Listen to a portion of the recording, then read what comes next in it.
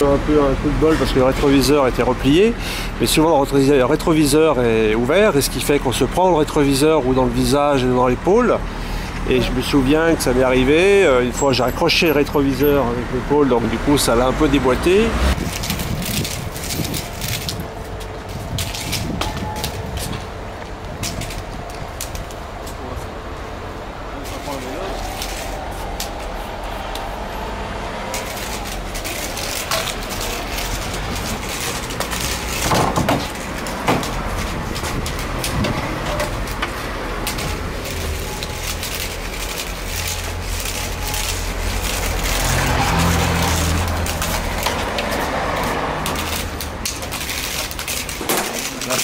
Là.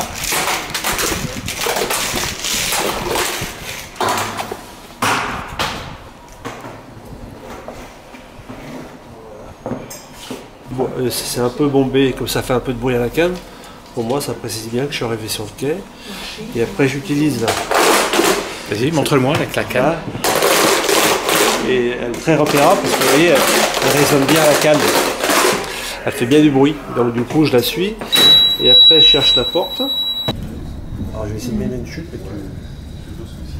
Mais il n'y a rien de faire avant. Tu me diras, c'est rien.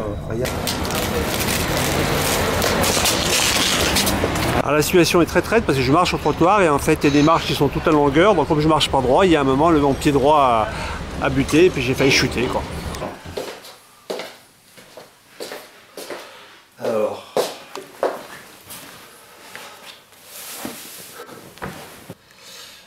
Alors moi je m'appelle Georges Masson, je suis pratiquement non-voyant, enfin quand je dis non-voyant je perçois un peu la différence entre le jour et la nuit, et puis en gros la nuit j'arrive à percevoir l'éclairage public, les phares de voiture, mais ça s'arrête là, et encore d'une manière un peu comme à travers une vitre embuée, et la journée en fait c'est le brouillard total, j'ai aucun relief, aucune couleur, enfin donc voilà.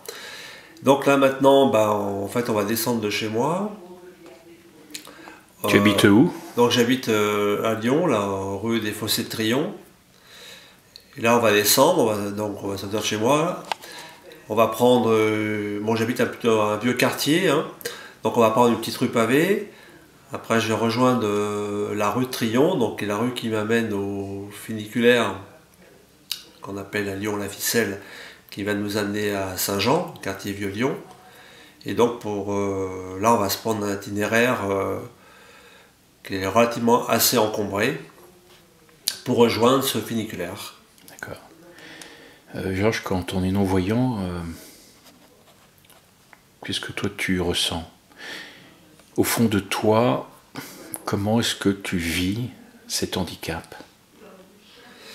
Alors moi je suis atteint de rétinite pigmentaire, donc une dégénérescence des cellules de la rétine, ce qui fait que j'ai perdu la vue progressivement. J'avais un oncle qui était aveugle, donc je savais que c'était un peu devant moi.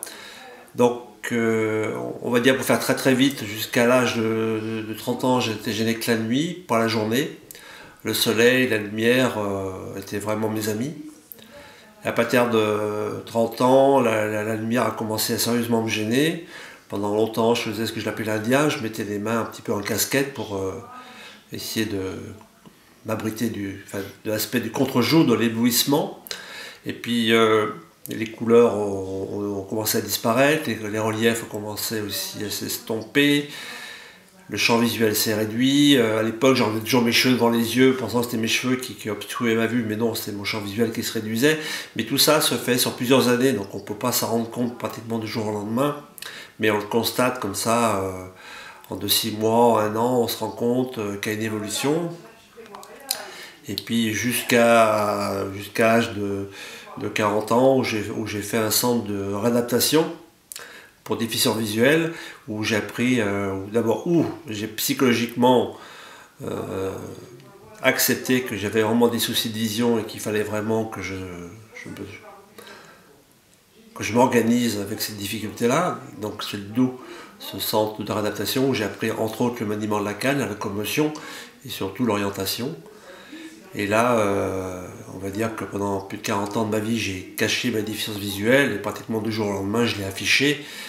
Donc c'est sûr que psychologiquement, c'est des choses difficiles. Bon, maintenant, c'est un handicap que je n'accepte pas, mais que j'assume totalement. Ça veut dire quoi? Tu l'acceptes pas, mais que tu l'assumes. C'est-à-dire que je suis toujours frustré de la vision, bon, pas en permanence, mais quand je suis en contact avec des gens voyants, si on parle, si on fait une randonnée, si on fait une promenade, si on fait des vitrines, enfin, bon, c'est bien que 80% pratiquement de la vie, c'est quand même la vision qui prime.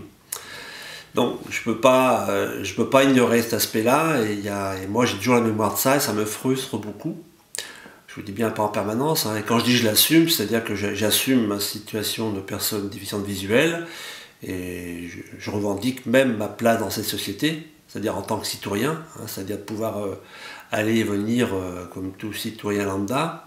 Donc je dirais même que je milite dans ce sens-là, mais c'est là où je fais la différence entre assumer et accepter. Accepter, je ne considère pas que mon handicap a développé en moi d'autres sens, d'autres valeurs qui ont fait que je me connais mieux, enfin tout ce qu'on peut entendre par rapport à ça. Certainement que ça contribue, parce que effectivement ça fait appel à chercher d'autres ressources en soi, mais enfin c'est beaucoup aussi de frustration dans d'autres domaines. Généralement, sitôt que le temps s'y prête, je mange là régulièrement, quoi.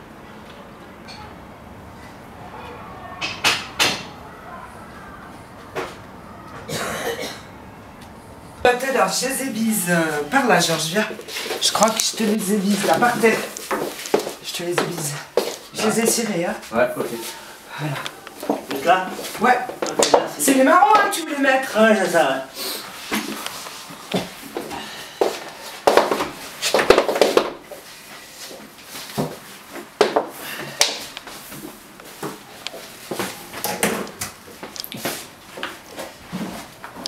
Alors Farida, ça change quoi d'être ici avec un non-voyant? Ben, ça me change beaucoup. Moi, il est adorable comme tout. Et c'est vrai que et puis il remarque tout, hein. Je vous dis, je fais du ménage chez lui, mais il remarque tout, il voit tout, excusez-moi, il voit pas, mais il sent bien. Quoi, qu'est-ce que je pourrais dire d'autre? Autrement, c'est encore plus propre que quelqu'un de voyant. Ah oui, c'est vrai, hein. Franchement, il est plus propre que quelqu'un de voyant. J'y crois pas, j'en crois pas mes yeux. C'est pour ça que je suis toujours avec lui, et puis ça se passe super bien. Comment il contrôle?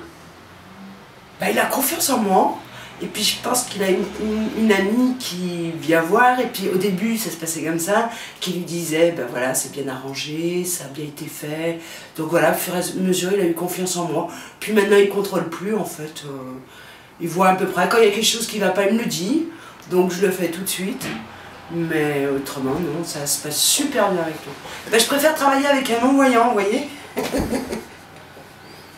Voilà.